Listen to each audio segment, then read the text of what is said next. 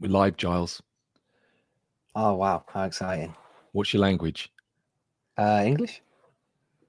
No, I said watch. Oh.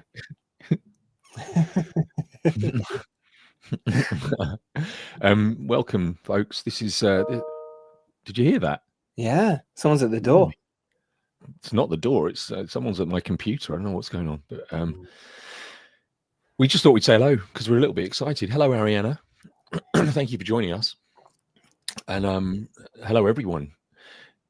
We're just 2 days away from film going out to the world. That's all. That's all. Nothing major. Yeah. Thought we'd just jump on. Yeah. Say, woohoo!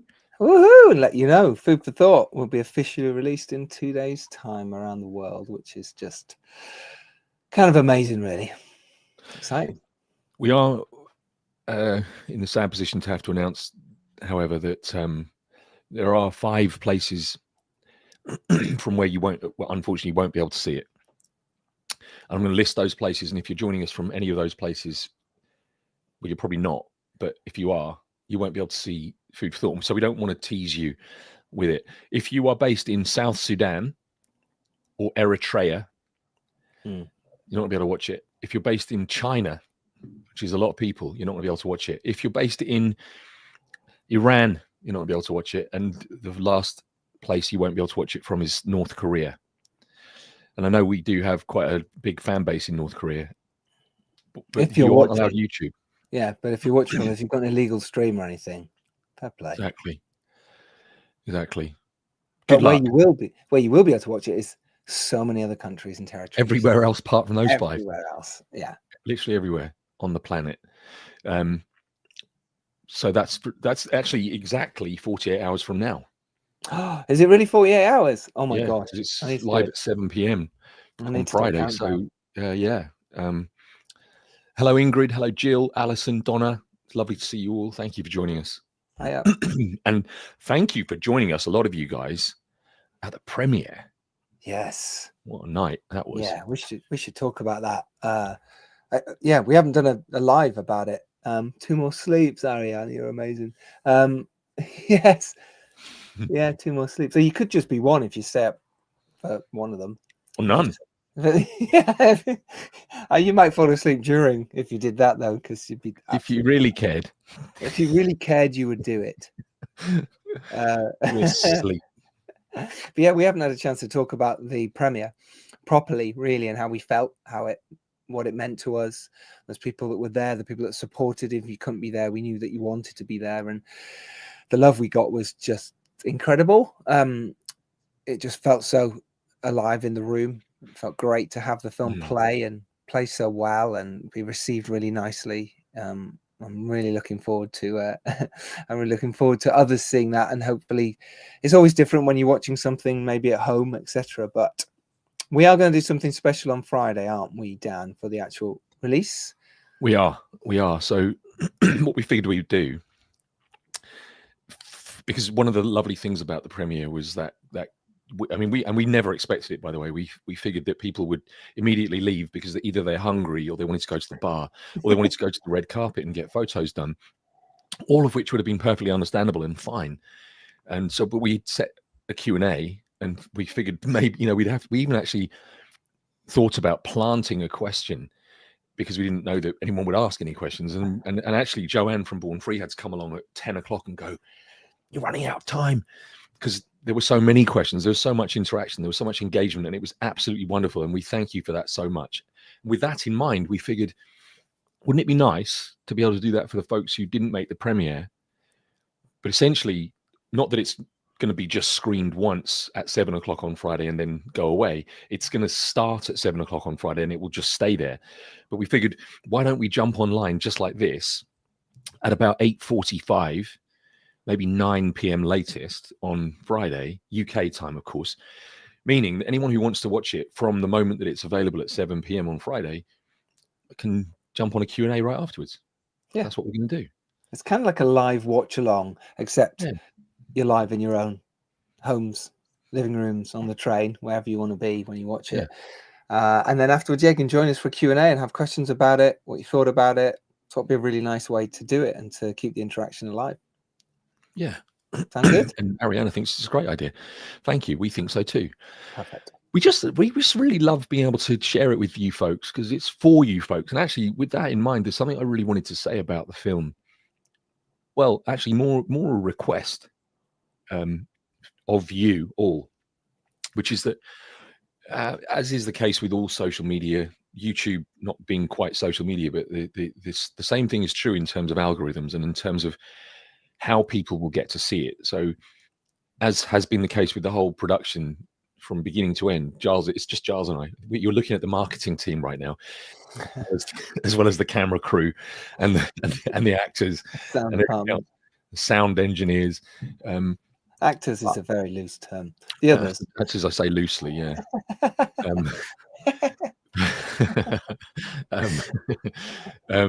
Define actor. Yeah, exactly. But really, as we discussed at the premiere, for anyone who was there, you'll remember me saying this, is that it was kind of an amazing opportunity you gave us to make the film because of the crowdfunder, and that we've made the film and now we're handing it back to you. And when I say that, what I mean is we really want to ask you to share it as far and wide as you can. And I understand that probably the obvious thing that it seems I'm talking about when I say that is to share it with the folks who aren't vegan. And that's true too, of course. But actually what I'm asking you to do as a start point is to share it within the vegan community. And the reason for that is because we know those people will utilize this film as a tool if they know it's there. And so it's that ripple effect that we can create by sharing it into the vegan community. And it's happening. We've got some wonderful opportunities coming along. Like we're going to be at VegFest in Bristol. Well, it's called the Bristol Vegan Fair, but it's run by VegFest, and that's April 12th, if I'm not mistaken. Correct, yeah. And there will be other events that we will be announcing shortly that we'll be part of. And needless to say, a lot of those will be vegan events. And there is a huge power to that because it means that everyone who sees it then can do what we're asking you guys to do, which is to share it to your friends and family who may be thinking about going vegan.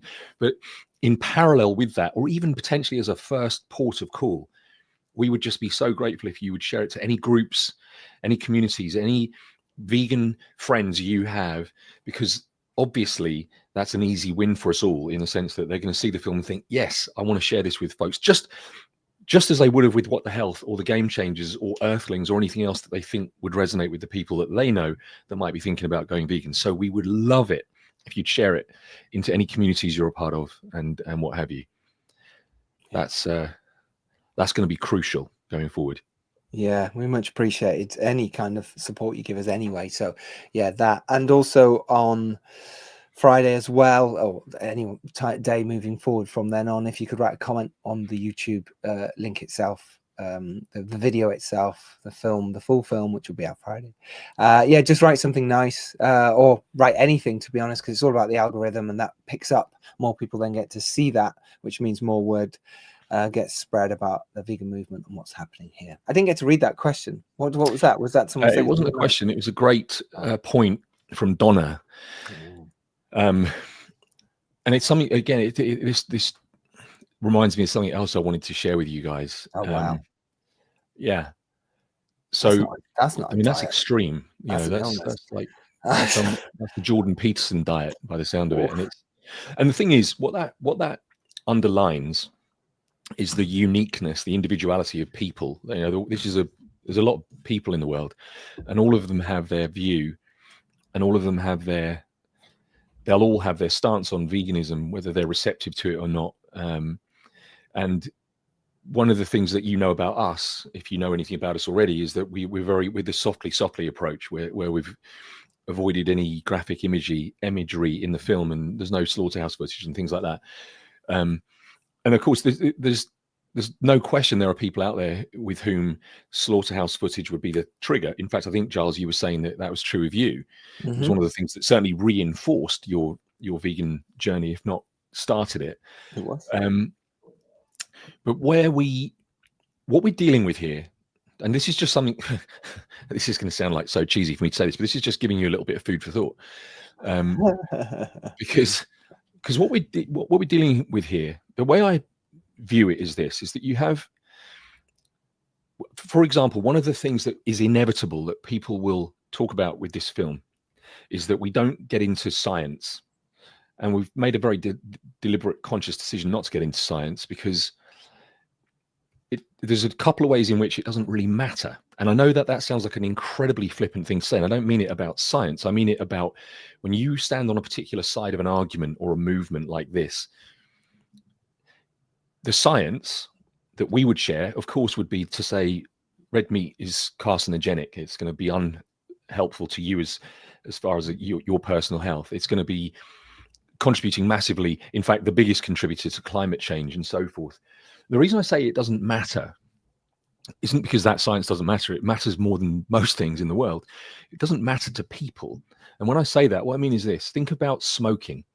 There's no question. No one's arguing the fact that smoking is bad for you. I suspect back in the day, whenever it was, I'm not sure when, 60s, 70s, sometime way back, there probably was a bit of a period where it was like, hang on, this is bad for you. Because doctors used to actually advocate for smoking, literally. Yeah.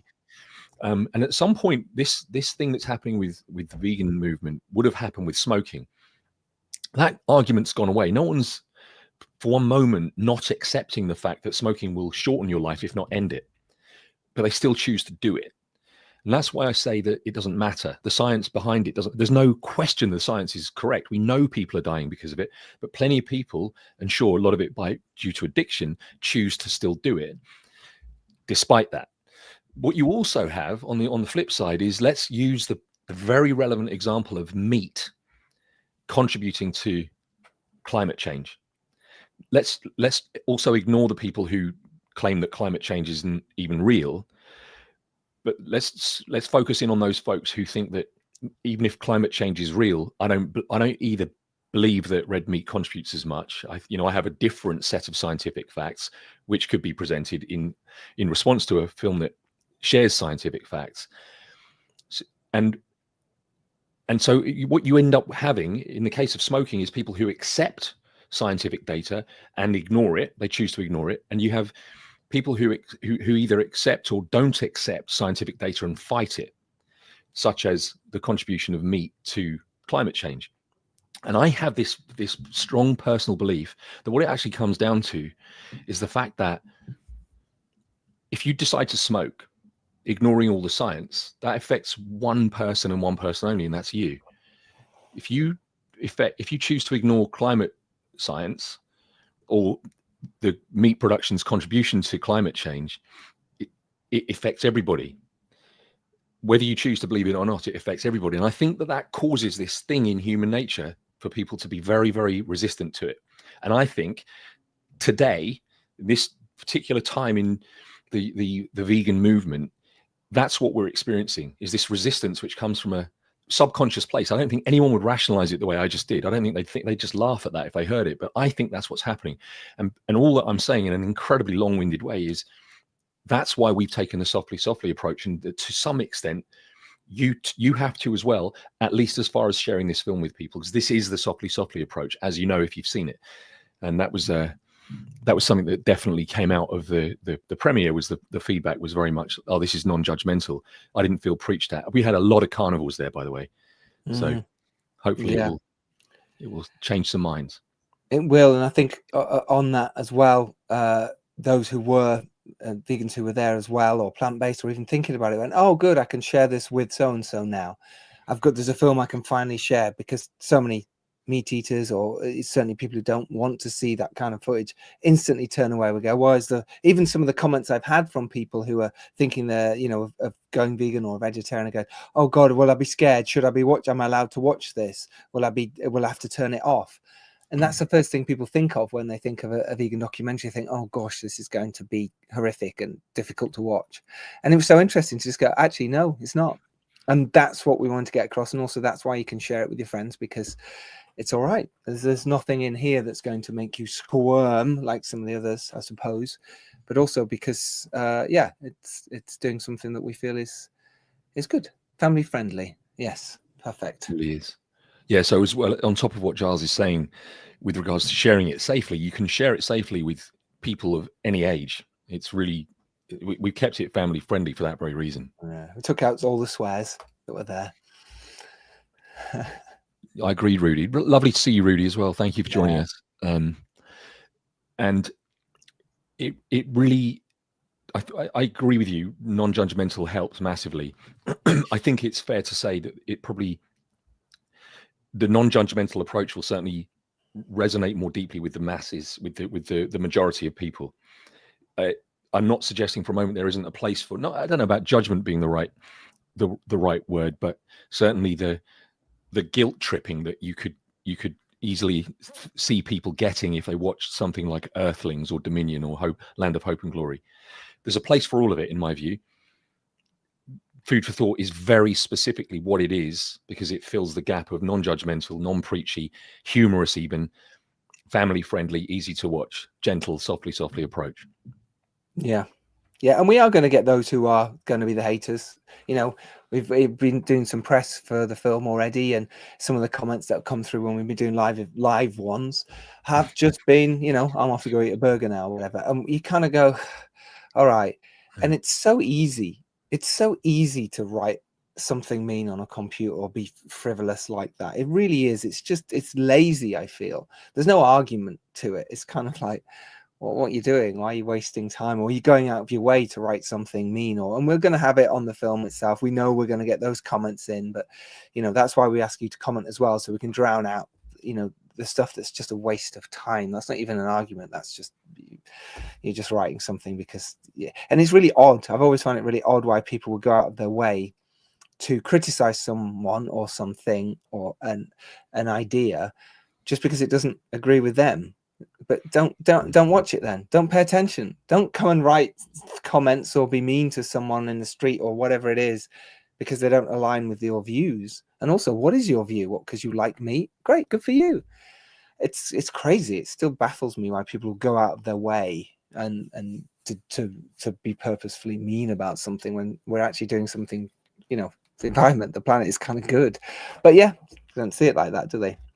No, they don't. And it's interesting because it's like I've spoken about this before. It's something I think is another example of human nature. It's this strange phenomenon of if you highlight a cause that you have, you very well may cross paths with people who agree with you, who agree with that cause, or at least they don't adamantly, vehemently disagree with it, such as those folks that Giles is referring to that will comment negatively or genuinely unpleasant stuff.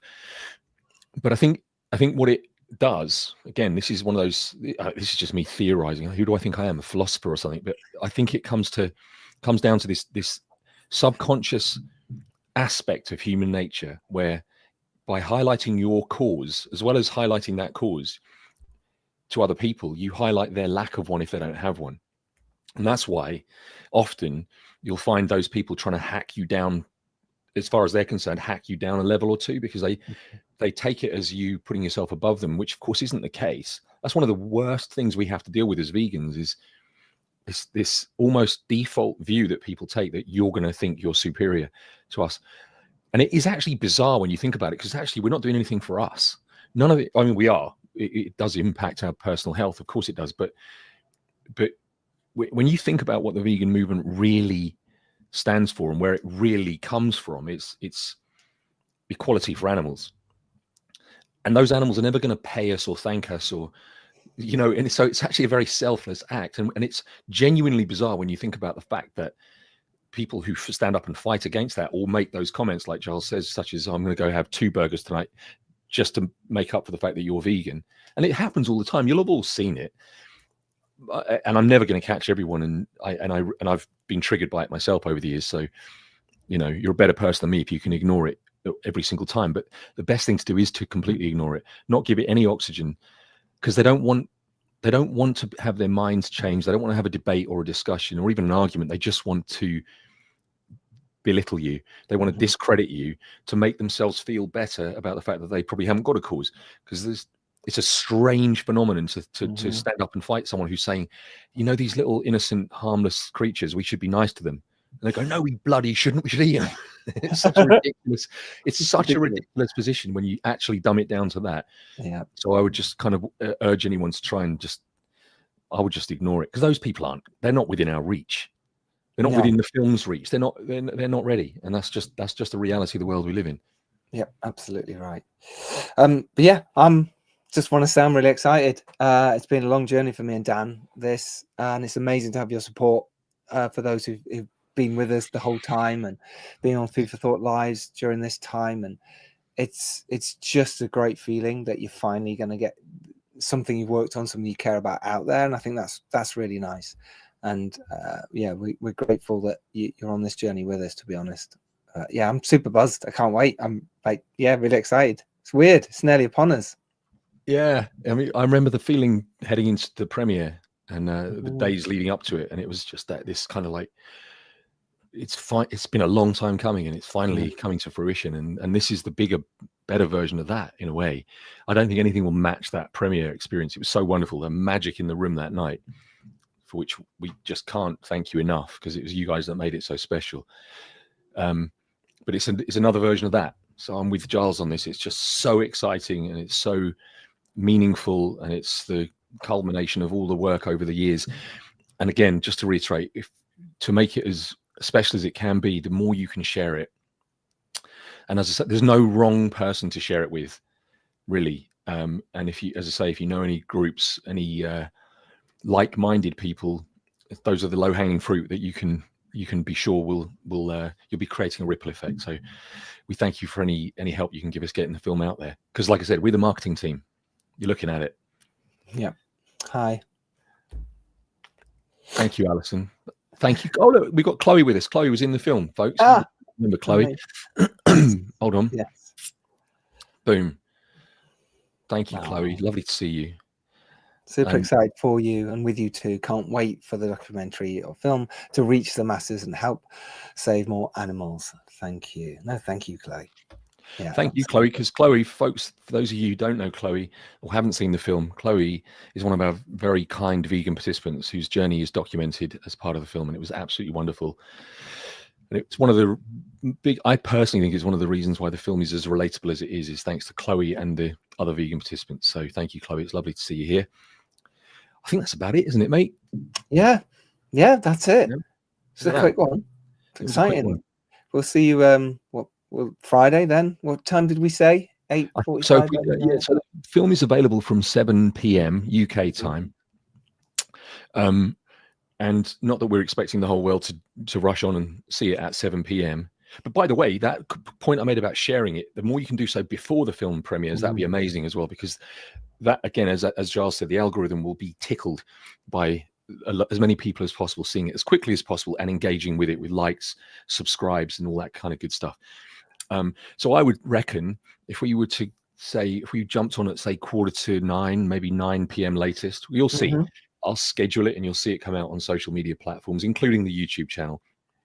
But it'll be somewhere around an hour and a half after 7 p.m. I'll probably give it a little bit of breathing space. And then we'll jump on a live just like this. So we'd love for you to join us, and especially, well, we'd love all of you to join us, of course, even if you've seen the film at the premiere, but we'd especially love to hear from folks who've not seen the film before and it's your first time watching it. So do join us if you can. And and as Dan said there, actually, with the YouTube, you can share it now, but also if you haven't yet, do subscribe to the YouTube channel. That does make a massive difference. You'd be surprised. Give it a like. All that really helps for other people to see it. So yes, if you haven't yet, please do subscribe to our YouTube channel. Have we got the link? Should we stick the... Oh, good call. Yeah. Good call. While he's finding that, I'll say it again. Please go onto our YouTube and subscribe if you haven't, and give it a nice like. You'd be surprised generally with anything you like, whether it's a pop song or a movie. If you like it, do go and give something a nice little review or a tinkle, because it makes such a difference. Because like I say, there's so many people who will write mean stuff and just be horrible for the sake of it. So if you like something, let the world know. And especially in the case of Food for Thought, for us, it will mean massive, because as Dan says, it's just me and him. Yeah. I'm going to share that link with you right now. It's a great point. And by the way, I meant to tell you this, Giles. I didn't even tell you this, and I'm going to tell all of you this because this is such good news. So we on our YouTube channel, for those of you who are subscribed, there's 161 of you now, and it was 150 earlier this morning, so that's good. And let me just do this. I'm a bloke and I can't multitask. Let me just share this. Let me just not pretend I can do this. That might not be a male-female thing. You just might not be able to multitask. That might just can't be multitask. Paste. Paste. Click. There we go. Now you've got the link to our YouTube channel in the, oh, you know what? I think that's taken it from, I think it's in the YouTube channel. If anyone wants to, oh, it's done it from everywhere in one go. There you go. It's done it from Facebook, Food for Thought, and from Food for Thought YouTube channel. So boom, there's the link. Okay. That's to the documentary itself. That's to the full movie, which is in a premiere at 7 o'clock on Friday. And it will be literally counting down from 2 minutes before that, and bam. But you can share that link with people right now. And as Giles said, if you ask them to subscribe, but what happened the other day, which is amazing, because don't forget that movie isn't yet watchable. Meaning the only thing we have on there is the 2 minute and 14-second long trailer. And I got a message just the other day, from YouTube earlier this week, saying, your channel has had 57 watch hours. What? So we've had that many people viewing that trailer. There's 2.8 thousand views of it. And so people have been watching that trailer, and we've had hours and hours of watch time. And watch time is hugely important as per the algorithm that Giles was talking about. So, you know, I'll tell you what, just hit play on the movie, even if you've seen it, and let it play. Go out. Let it play. It would be wonderful. Let it play in the background.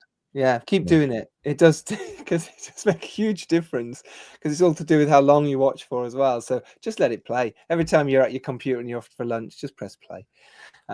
Yeah, great. Thanks, Peter. That's really Peter cool. Simpson and I used to work. He very kindly got in touch with me via me on that AI avatar of mine.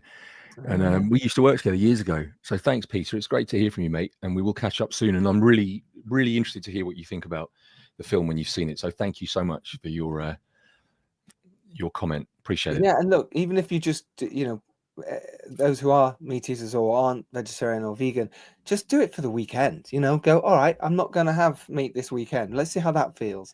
Oh, do you know what? Now go on to the Monday, and do you know what? Just do it when you can, right? It's just about you thinking about it, and like knowing what you're putting in your mouth, knowing what you're eating, and then knowing what actually is happening to the animals, just so you can do that. Hey, you can go a weekend without meat and dairy, surely. That's kind of what we're asking, really, isn't it? Let's do something, make a difference. Yeah, it is simple stuff, and you know, you'll see the film when you see it. One of my favorite parts of it is the guy who makes Remats automobiles. In other words, the fastest production road car. Certainly, I think it's the fastest production road car on Earth. Certainly electric, and it's owned by Bugatti now. But we have him, a guy whose sole purpose in life is to, or at least his sole business purpose in life is to create and sell electric cars. And we have him saying categorically that you can have a much bigger impact, despite all the efforts being made, all the money being spent, all the resources being put into making cars less impactful to the planet. You can have a bigger impact simply by changing your dietary choices, even just at the weekends, like Giles said. So if you did that every weekend, or just meatless Mondays, it's immense, the impact that it can have in a positive way. So yeah, that's all we're asking, and we'd love for you to do that. Wow. Yeah. So that's like 6 minutes after I start to wrap it up. Standard Food for Thought Live. There we go. What should we talk about now? Yeah, I know, exactly. Yeah, we should talk about how to say goodbye. Exactly. How to leave. Right, folks, we will end it there, because you have lives to live, I'm sure. Thank you, as always. See you Friday. Hope you enjoy the film, and we'll see you at the Q&A just after the film, 8:45, let's say. I'll schedule it, and you'll see it go up on social media platforms in the next 24 hours. Lots of love, folks. See you now. Bye.